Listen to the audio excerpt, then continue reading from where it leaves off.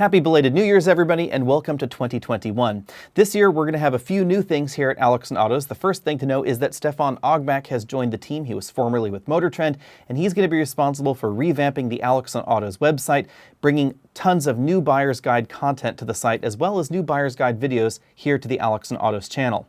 The new buyer's guide segments here on YouTube and over at alexandautos.com are not going to try and name a best midsize sedan or a best compact hatchback or a best three-row crossover in America.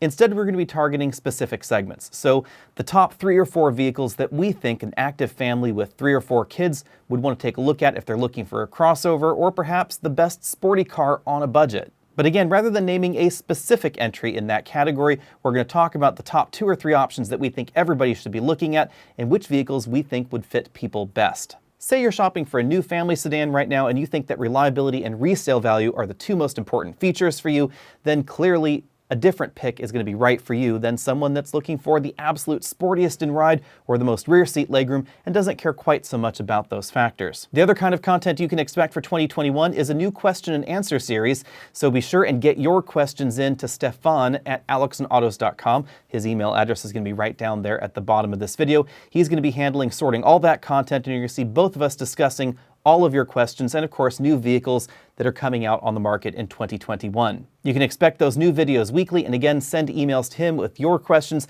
Ask anything you want about the car buying process, about which new vehicle you think is right for you, and feel free to send us challenges like try and find a 3-row crossover with room for 6 and a reasonable amount of cargo area in the back, or what new car out there has whatever gadget you're looking for. 2020 really turned the world on its head, so I apologize if videos over the last 9 or 10 months have looked perhaps a little bit slapdash.